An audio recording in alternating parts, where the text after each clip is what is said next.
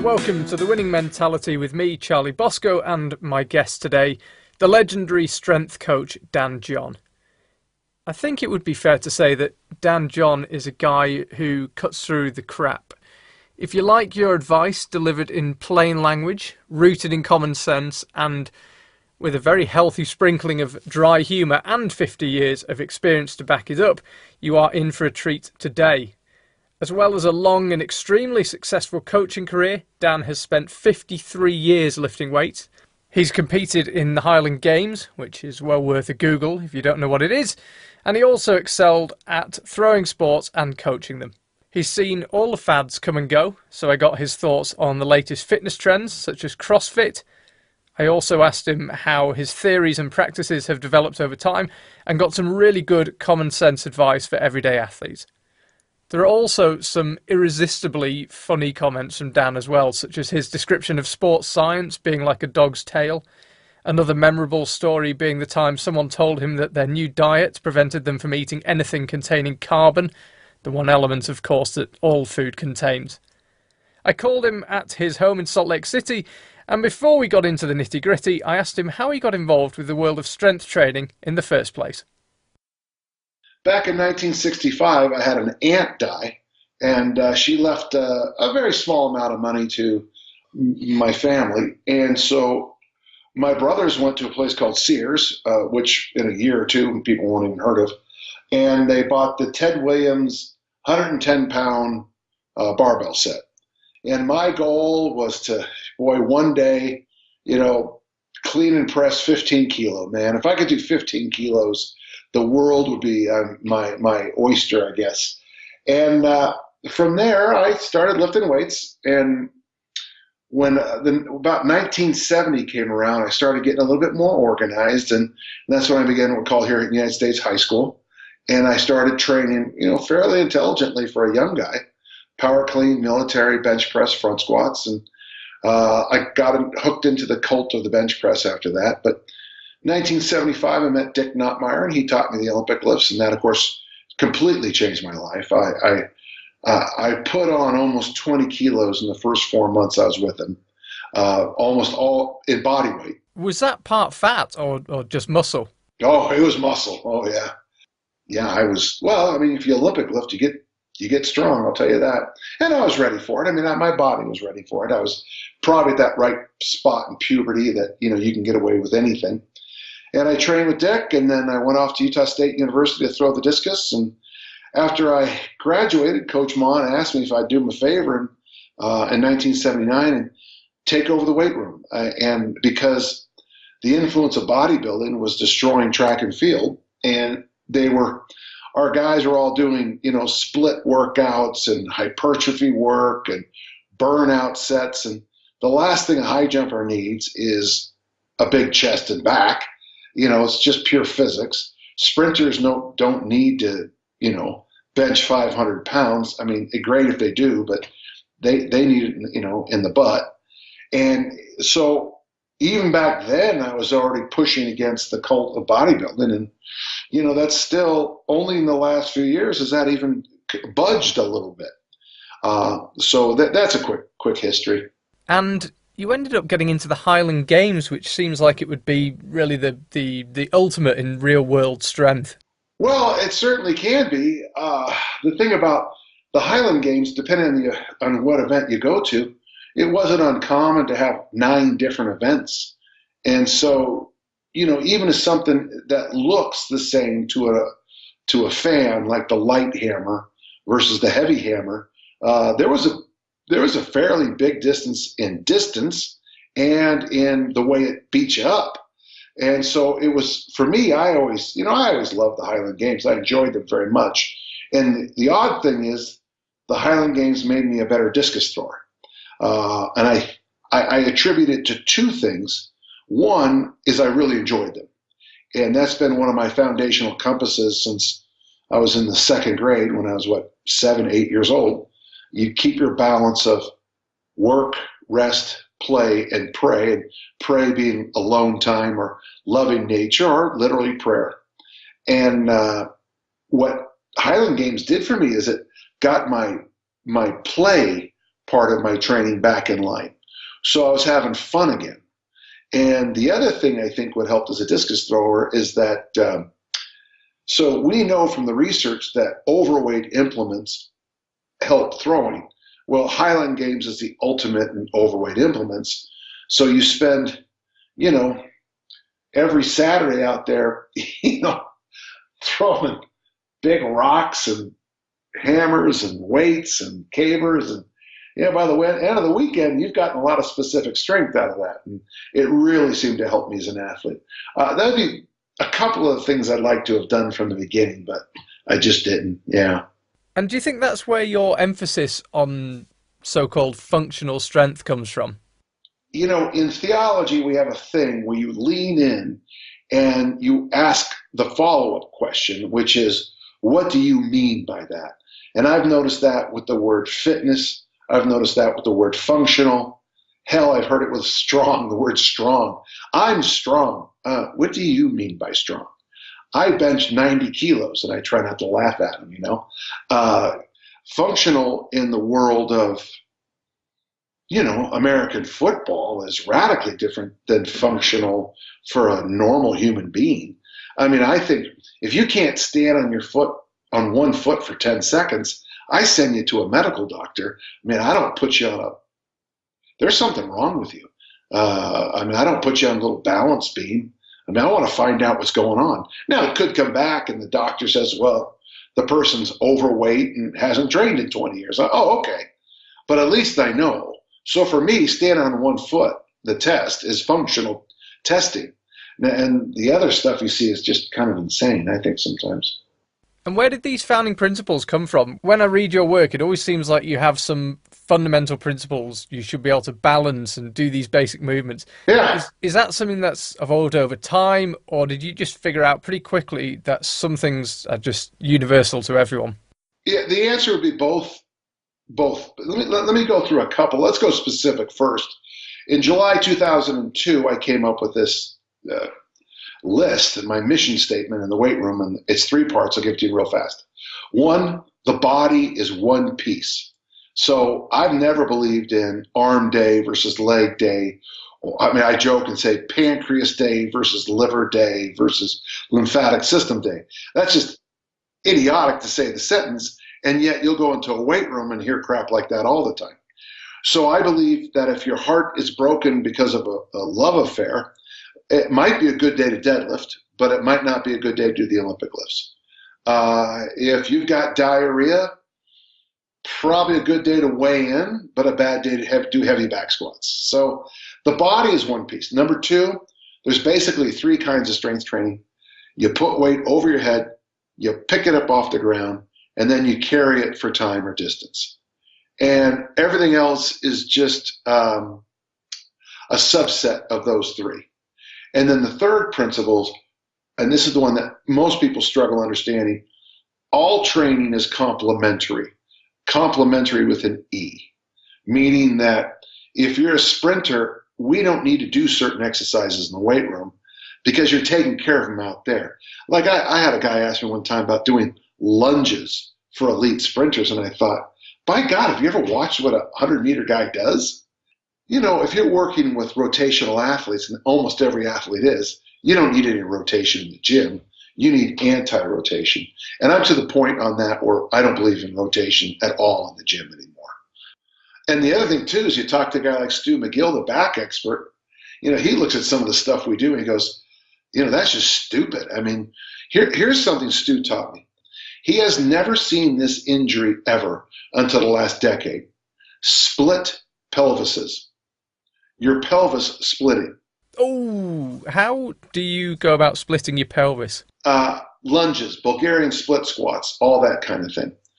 Personal trainers provide 90% of the injuries he sees. The other 10% being things like sports and auto accidents. So when you look at certain things, like rotation, your spine, I mean, all you got to do is spend some time studying the spine or, you know, listen to Stu McGill. That's the easiest way. That's what I do. But you realize that, you know, To play American football, you need one kind of spine. To be Tiger Woods, you have to have another kind of spine. And to be a discus thrower, you're doing 10,000 throws a year as a discus thrower. Do you really need more rotation? Really? No. So for me, I have certain exercises I really rather you not do. I mean, if you do them, you do them. But trust me, down the road, we're going to have to fix some of it, because that always seems to happen. Talking about down the road, it seems like you picked these principles up quite early on, but how much would you say your knowledge has evolved since you started coaching? I mean, how much has the science changed? How much has your understanding of the science changed?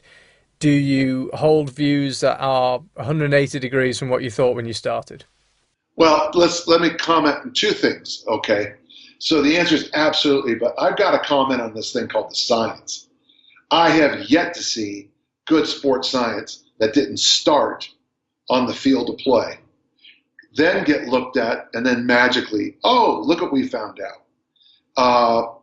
Don't forget, sports science was pushing back against strength training in the beginning.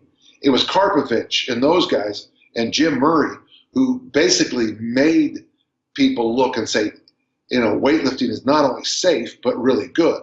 This thing that it makes you a muscle bound, which is a phrase that's in literature for a long time, just doesn't stand up to the actual facts. So I always feel like the science is a bit like the tail on a dog. It's the last part that comes into a house. I'm not ripping on science, and the truth is it's been great, much better in the last 20 years. But most sports science guys, for example, I'm reading this thing about this guy who was a good thrower a while ago. Oh, and he did this, this, and this. But the guy writing the article forgets to mention that the drug called stanozol wasn't testable at the time because it was such an old steroid. They didn't know about it. So this guy was juiced up on this anabolic.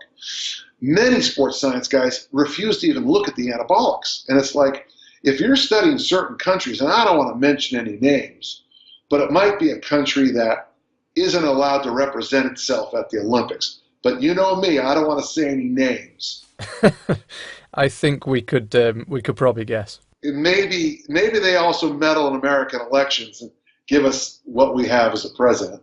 But when you study the research from that country from the 60s, 70s, late 50s, if you don't put anabolics into this discussion, you're insane. So I would have people come and say, well, this study came out from this place, and they are doing this, and it's like, yeah, and they're also they had to put urethras up their athletes to get their bladders to empty because things had grown over up there. Okay, that's not a good thing. So I'm not ripping on sports science. I'm just simply saying that, I'm just interested because in what you do, there is an element of science, and I just wonder where you draw the line, if you like. Well, let's do this. What's the experimental method? You have a hypothesis, you do the experiment, and then you look at the results. If it doesn't work, you try something else, right? That's been my career in a nutshell. I mean, I feel I'm as scientific as anybody. I do not comment on something unless I've done it. So I feel very comfortable commenting on CrossFit, Nautilus, plyometrics, isometrics, Olympic lifting power, a dozen things because I've tried it. And I have this great platform being a track and field coach. If the shot put goes farther, you're right. And if it doesn't, you're wrong. And it's that simple in track and field. If you jump higher, you're right. If you sprint faster, you're right, whatever you did. But I would say this now, answering the original question, part two. In 1979, my answer to all questions was the Olympic lifts. And it was good, and I was right. But I didn't have a very big toolbox. And the difference between me in 1979 when I first started and 2018 is I've really expanded my toolbox. I have so to the point that in 79, I couldn't imagine an Olympic lifter, a thrower not Olympic lifting. In 2018, I could work around that very easily. In fact, it might even be better. So that would be the thing. I have a much larger toolbox to choose from. Yeah, it's interesting though, because if anyone Googles Dan John and sees the sheer volume of what you've written, it's not simple, is it? And I guess a huge part of your skill is figuring out which simple information to give in which situation. It's not that what you do is ultimately very simple. Well, what's interesting is that I do think it's simple because we have systems in place to walk you through it.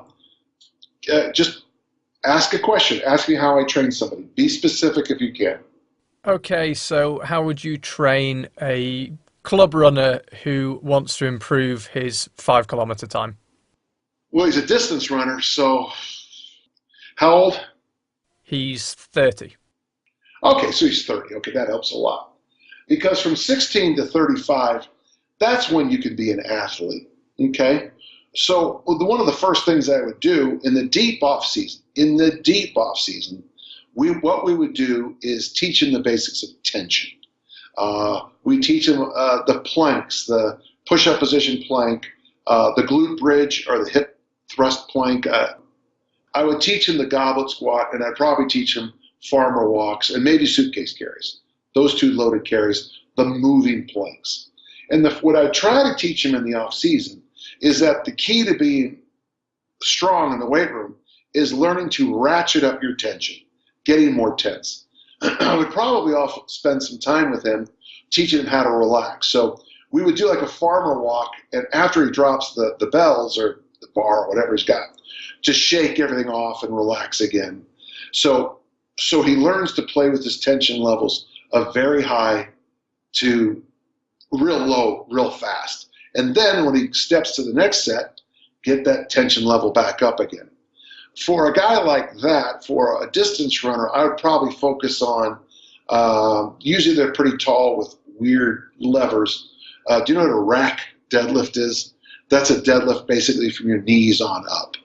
And I would get them as strong as I could in the rack deadlift to build up that butt. The farmer walk to build up that ability to hold the plank, and then some kind of upper body thing to complement it. I'm sure pull-ups would be the best for him, but a press wouldn't be terrible, and a press and a pull-up would probably be pretty good. So that's how I would do that in the weight room, and I would be part of his support system, and we would try to be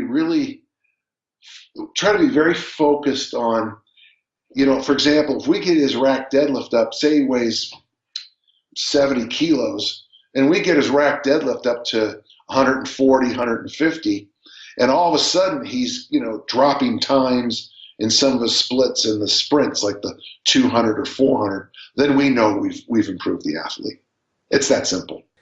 I love that emphasis on simplicity. And do you think a part of your role is just cutting through the noise? Because when you go on the internet, it seems like there's an overwhelming amount of information, and yet I would never have guessed that what you've just described would have been the training schedule for that athlete.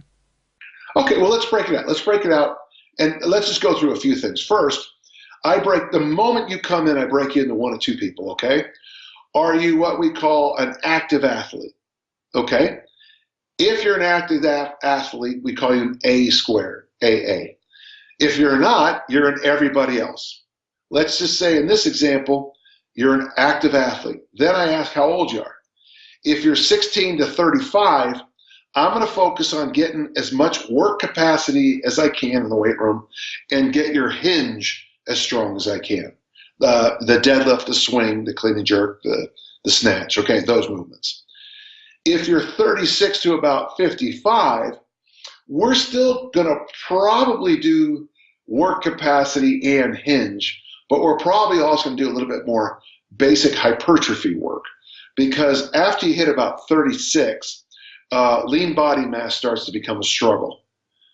Actually, let me summarize athletic training for you real quick, okay? Ready? Here you go. First you Olympic lift, then you power lift, then you body build, then you die. There you go. I just summarized.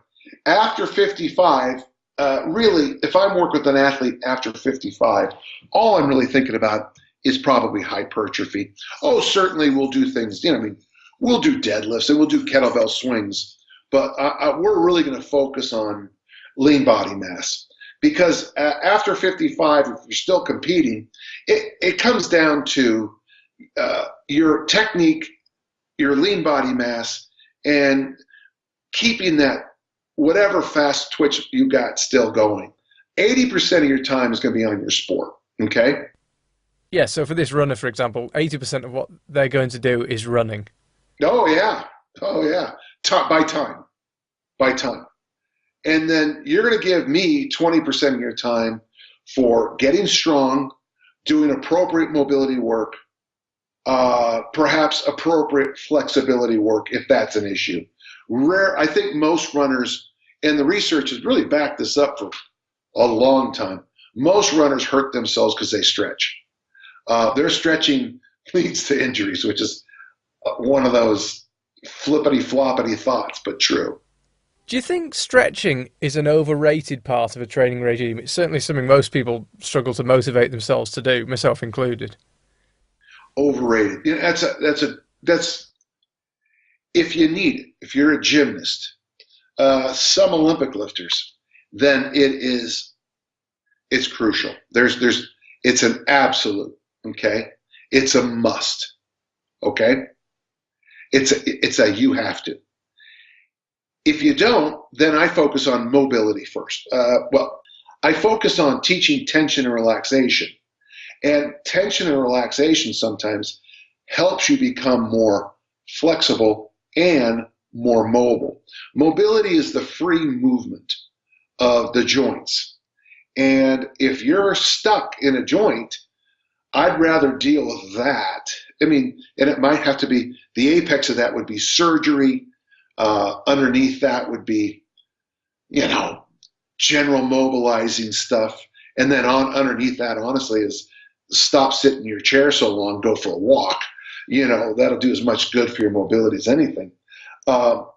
So, you hear the word corrective sometime, and that word's kind of gotten a little disappeared a little bit about the last 2 years. But when you're with me in the weight room, we're going to focus on getting you stronger because universally that helps every athlete. And then from there, what we can fix, okay? What are the things we can fix?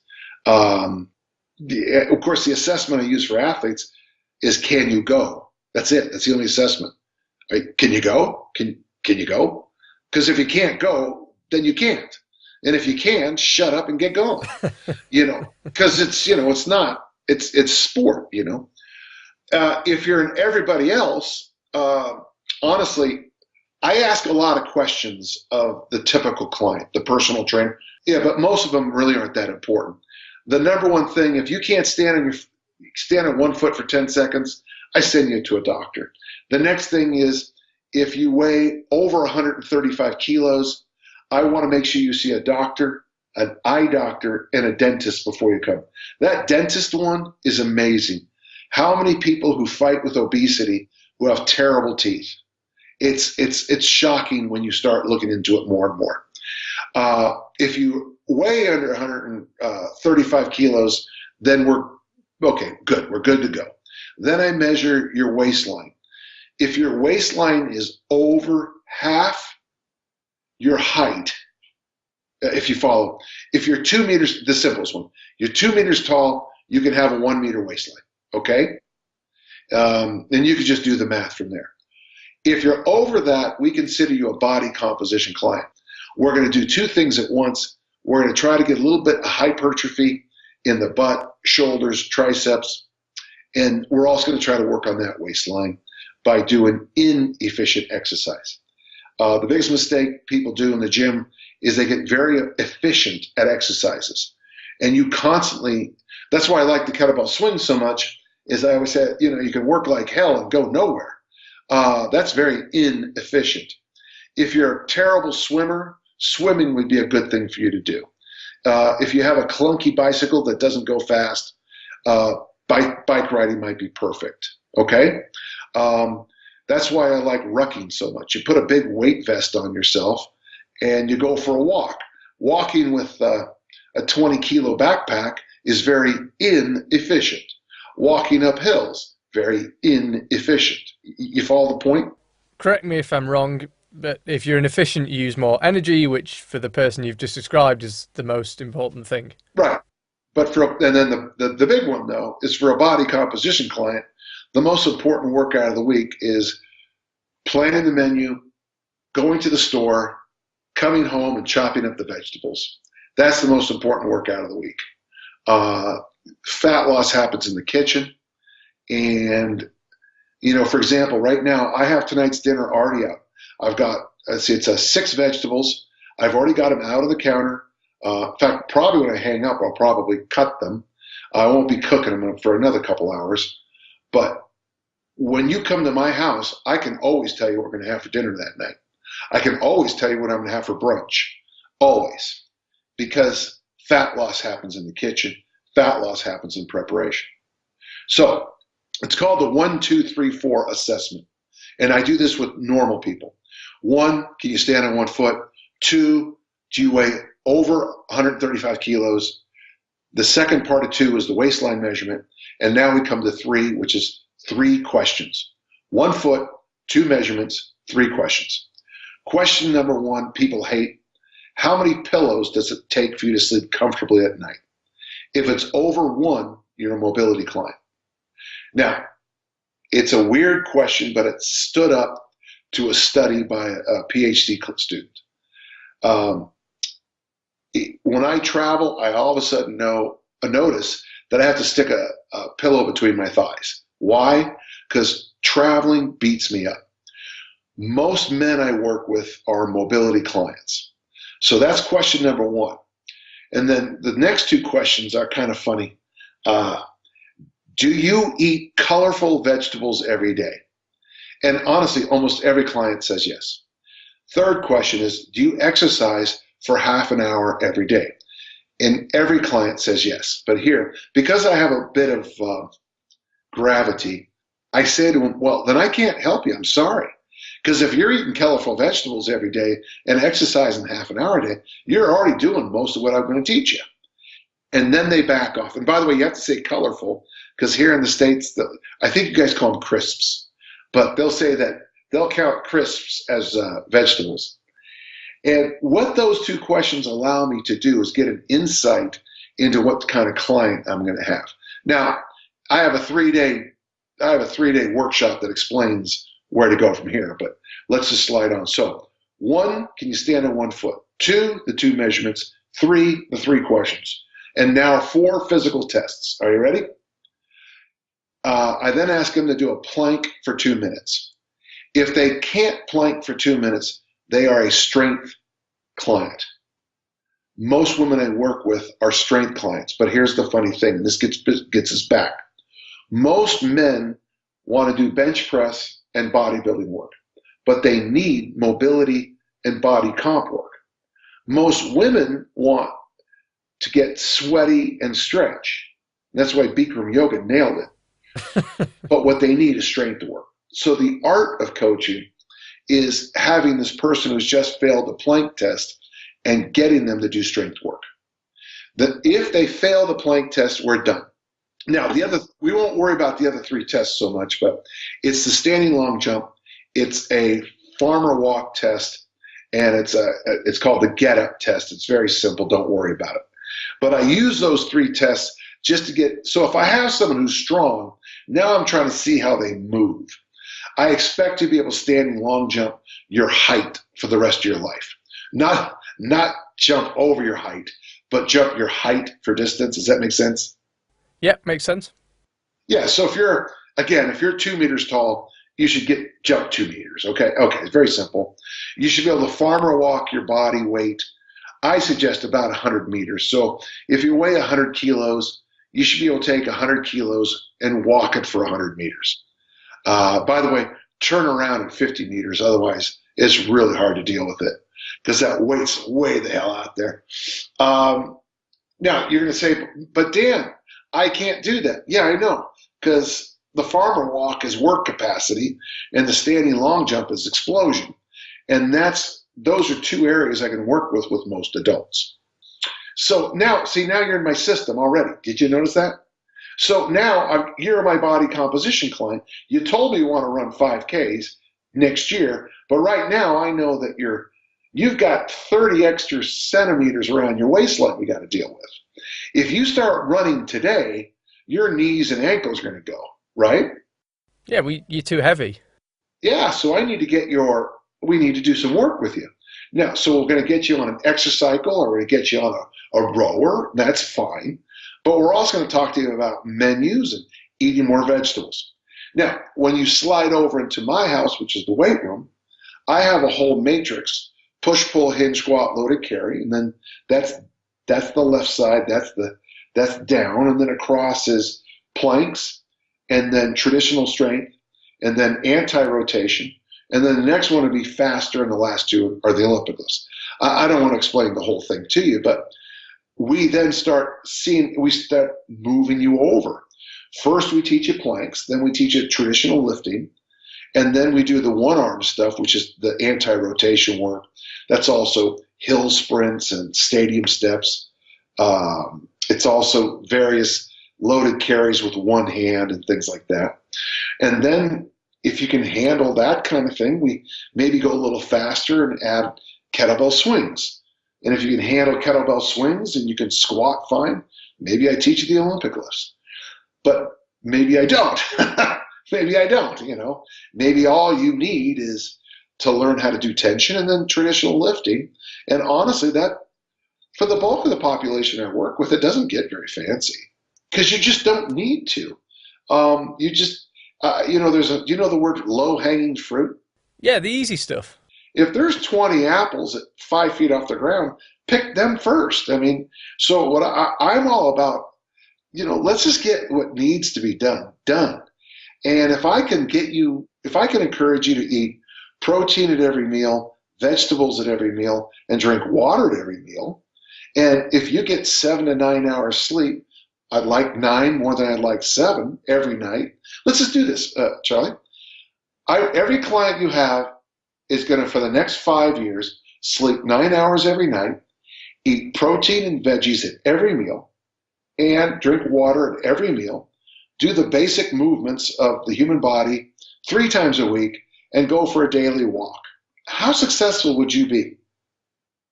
That would be like taking steroids for what it'll do to your performance. Yeah. So why don't we just get that done first? One of the most important things I do in my life, I call it my sleep routine. And I got to be careful because I've been going to bed earlier and earlier and earlier every day because of my damn sleep routine. About 2 hours before I go to bed, which, I take, I sauna, I take an ice shower, I put on those stupid blue blocking glasses if I'm watching TV. I take supplements, and I found these melatonin gummies, which you might as well just hit me with a baseball bat once I take them. And I have a completely dark bedroom. I spend a lot of money on sheets and pillows. And I mean, my wife and I sometimes will joke because it'd be like, oh, let's watch that show in bed. We'll bring the computer in, and it's a 22-minute show, and neither of us gets through it. We're sound asleep within a minute and a half, And the thing is, last night I went to bed at 7:45. That's pretty early. And, I was wide awake at 5. By the time my guys got here at 9:30 to train with me, I had worked for 4.5 hours. I had 4.5 hours of work done at 9:30 this morning.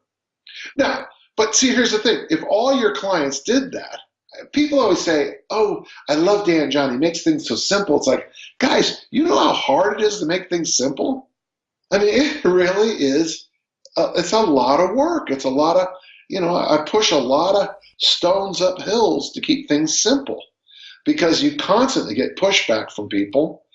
What do you mean by a vegetable? Shut up. You know what a vegetable is. But that's what'll happen, isn't?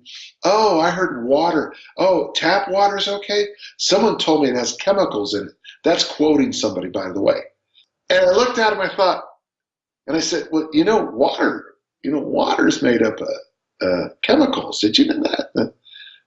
But other chemicals. Yeah, other ones like, and I won't eat anything that has carbon in it. Okay, so I guess that rules out all food suitable for humans. It rules out everything. You just, yeah, I'm not gonna. I'm on a carbon. I'm allergic to carbon, so I don't have any. Yeah, well, I don't drink water because I hear it has hydrogen in it. And well, you saw what happened in Hindenburg. Yeah, it'll blow right up. Yeah. So, but here's the thing: no matter how simple I make it, your crappy clients are going to find 100 excuses to push back on me. Yeah, and that's what you're up against. And that's what you're up against. So, I mean, personally, I started training 20 years ago as a total amateur, uncoached 14-year-old, and I feel like I'm just beginning to learn a little bit now, 20 years on. But it seems to me, in my relatively limited experience with CrossFit and Spartan style workouts, and I know we struggled to define the term earlier, but a move towards more functional fitness seems to be happening. Is that your experience? Are we beginning to see a more educated and realistic fitness industry? no, actually, I think that's a step backwards. I think that stuff's a step backwards. The injury rates and those things are high. Really, go down to the, go down to an area, go out to dinner tonight to a place where a lot of middle-aged people are, and ask them if they'd like to go for a run that involves swimming in mud. No, I'm serious. Remember, 80, I mean, only 14% of the population in the United States trains. Well, apparently 70% is obese. Yeah, well, guess what? My job. So it's great that we have these little, and they've been around. I mean, there's been stuff all the time. God, I mean, there's a million gyms you can go to, and nobody does. And then when you go on TV and you see this girl who looks like a 14-year-old boy, doing this stuff, most people turn her off. That's why, I tell you one thing though, not the Summer Olympics, but the Winter Olympics always seems to give a nice surge in interest in physical fitness. And one of the reasons I think most people like the bodies they see on the Winter Olympics. They're not so freaked out like at the CrossFit Games or watching Olympic lifting or my sports. You want to get freaked out? Come hang with me for a week. But no, I don't know. I don't agree with that at all. But you can. You can. I mean, certainly you can. I don't. No, it's just my perception. I mean, 15 years ago, I was combining never doing a warm up with playing rugby and rehydrating in the pub. So I'm only just understanding my own body, let alone the whole fitness industry. But it's interesting that you don't think that so-called realistic fitness is growing. Well, you can argue and say, you can slap the table and say, Dan, haven't you seen the numbers rise up? And I say, well, really? Give it 5 years, give it 3 years. And what do you mean by the population is going up, wealth is going up, and yet then I'll go out to a place like a mall or a restaurant and I'll look around and I say, I don't see it. I don't see it. And the other thing too is, I mean, some of this stuff, but my wife and I have moved, and it's good for me, to a thing called Blue Apron. And Blue Apron sends us 3 meals a week, which is great. So 3 meals a week, I cook Korean barbecue tacos, and tonight is steak medallions and vegetables. Last night I made this very interesting chicken. It was called Greek chicken. Well, it's good for me because it's making me experiment with foods, okay? And here's my knock on this whole thing. Every time I do that, there's a little teeny circle on it that says Whole 30 approved. Or it says, and then it says, wine is not approved. And I thought to myself, this is the problem we have in our industry. If you want to get in shape, you've got to give up cigarettes, obviously, smoking, drinking, everything. You got to go to the box for an hour every day, and you're going to put your name. Sorry about my dog barking. You're going to put your name up on the wall because you did your workout, and bro, you're going to high five. That's all crap. No one follows that very long. No one. And I tell you one thing: if you want to ruin your athletic body, have kids, because they're going to kill you. They're going to take every ounce of free will you got and suck you dry. I've been lifting weights. This is my 53rd year of lifting weights. Did you hear what I just said? I'm not 53. This is my 53rd year of lifting weights. And I've seen this stuff come and go, the macho posturing and all this. And the truth is, people don't buy it. People don't buy it. And again, you might say, you can look at some numbers and see, well, this thing doubled. But you're talking, I was in a discussion one time and someone said that this blank is the fastest growing church in the world. Well, I'm going to ask you a favor, Charlie. I want you to join the church of Dan John. Okay, just say yes. Go. I'm in. Good. So now we're the fastest growing church in the world because there was me and now there's you, and that's a 100% increase. Yeah, I see your point. If there's a billion Hindus in the world. If they double their population in a year, I want to know what the hell happened. Because that's 2 billion Hindus. So you see these things like, oh, we're growing. What does growth mean? What about recidivism rates for these gyms? I went to a gym a couple weeks ago that I gave a workshop at 7 years ago on the Olympic lifts. And I just dropped in because I had a friend say I should come by and say hi. And I went there, and no one who ran this, it's one of the boxes things, they're all gone. And I wait, no one from 2011 is here? No. In fact, it's been sold like 5 times. And I'm like, okay, you're making me rant, so stop. Okay, so stop. I'm enjoying the rant, but okay, if you want, we'll move on. I think it's always nice for me to relate what a guest is saying with the average person in the street with a job, a family, a life, who just wants to be fit and efficient with their time. So let's say you can give one bit of advice to everyone listening to this who just wants to have the best quality of life for as long as they can and stay fit and healthy. Well, let's do this. In 1996, my wife Tiffany found a full-time job for me. I was going to have 2 full-time jobs. Now, I hope you understand what I just said. So I was going to have a full-time job as an administrator and be a professor. And I did both. I also, at that time, my wife Tiffany was on the road 3 out of 4 weeks. I also had a 4-year-old and a 6-year-old. So I was going to have to cook breakfast and dinner for those guys every day, work 2 full-time jobs, and at the time, I was still training at a high level. By 2004, I had the best year I'd ever had in my discus throwing career. I was age 47 when that happened. The reason I got better is that I realized that I had almost no time. And so what I did is I became a master of time. A couple things I'd recommend. First, folks, if you can, at some level, it does help to have a home gym. Now, you can have a home gym with 1 kettlebell. You can have a home gym with 1 kettlebell and a TRX. These new stretchy bands that are out now, they're about 1/10 the price of the TRX, and there you go, that's even cheaper. If you have 1 dumbbell and the stretchy bands, you can train at a high level. I'll have to do it kilo. Okay, in 1991, the best gym I ever trained in closed. So when my daughters, this is 1996, I had 75 kilos in my home to train on a barbell. Did you hear how much I just said? Is that a lot of weight? That is not a lot of weight for someone training Olympic lifting. So my best snatch is 142.5. My best clean is 182.5. And I had 75 kilos. So what did I do? So I sat down and I thought about it. And I read this thing and I came up with this little program where I did, on Monday, I did power curls. That's curl grips with a little bit of hip. 3 sets of 8 with the minute rest. Military press, 3 sets of 8 with a 1 minute rest. And then I did some ab work. Wednesdays, which was a tough day, I did overhead squats, 3 sets of 8 with a minute rest. Front squats, 3 sets of 8 with a minute rest.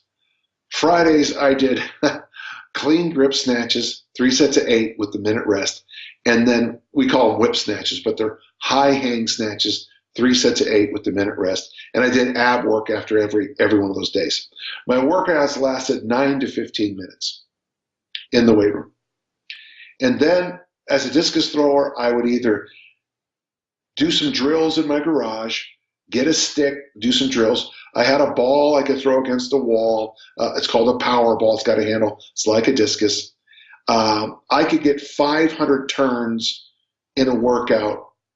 At about the same time I was cooking soup or jambalaya or any kind of slow cooker meal. Oh, here's another one. If you're time, you got to learn to cook with a slow cooker or a grill. Grills and slow cookers, baby. That's the answer to all questions when it comes to time management with food. And so what you got to do, if you don't have a lot of time, is you got to figure out, how can I work my whole body in the least amount of time? You can't train like these guys in the news. I've got Tom Brady's new book, which I like a lot, called TV12. I'm not telling you to get it. I'm just saying. But he has a nutritionist. He has a full-time personal trainer who hangs around with him all the time.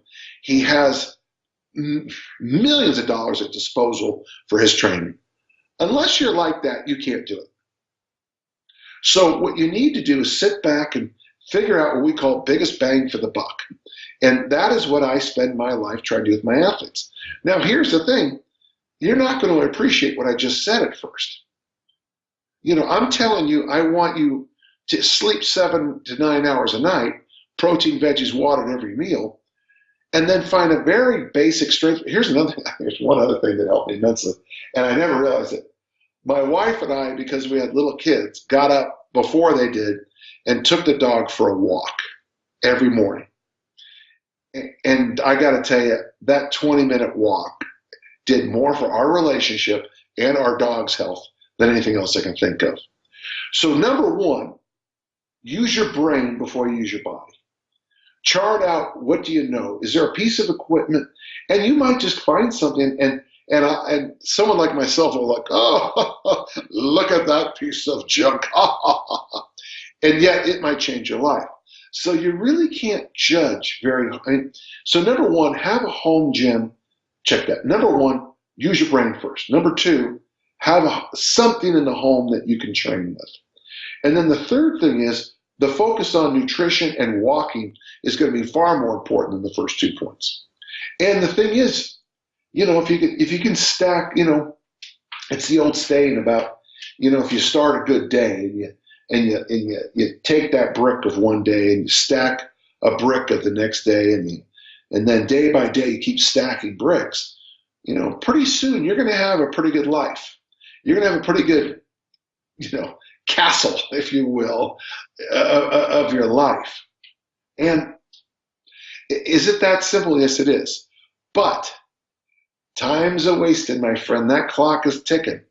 Every day you put it off, you know, that's another day you're behind on this little thing I just said. And then if you are an athlete, you know, I would suggest getting yourself in 1993, I humbled myself and I went to a discus camp. Now, I was a really good thrower, and I had, oh my God, we had a curfew. They yelled at us. I had to be in lines. They showed us the basics, and at the halfway through the week, they asked if they could hire me as one of the coaches. But at 1993, at about age, what was I? About 30 and change. I don't know what it was. Just 36, 35, something like that. I went to a discus camp to relearn how to throw the discus. So you might know how to cook, but why don't you take a class? Every Tuesday night, take that class on cooking for health or slow cook cooking. Humble yourself. Hire a personal trainer, a good one, to show you how to use this or that. Or do what I do, and this is the next one, is once a week, organize a little get-together. I call it intentional community, where we all agree to work out together. You know, Charlie's going to bring the water. You know, Dan's going to bring egg salad sandwiches. I'm bringing kettlebells and knowledge. Bob's bringing this, and Edna's bringing that. And we all get together and have a workout. Those are the things that make a difference in my life. It's not the fancy stuff, man. The fancy stuff, the sexy stuff is just sexy. To me, the sexy stuff is like going to a strip club. Okay, I am bored to death at a strip club. There's that 19-year-old girl dancing, and that's great, and that's nice and all, but I know nothing's going to happen. So let me go buy a cheaper beer down at the pub where I normally go. All that fancy crap doesn't really equate to better performance. Dan, that seems a perfect place to sign off. It's been an absolute pleasure speaking to you, and I already have a whole new list of questions in my head, so hopefully we'll be able to speak again before too long. Anytime you want, I'm welcome. I'm happy to do it for you, okay? My best to you and your audience, okay? Take care. Huge thanks to Dan for his time, and hopefully this is just the first of several conversations we'll have with him. If you want to find out more about Dan, check out his website, www.danjohn.net, or find him on Facebook by searching for Dan John Strength Coach.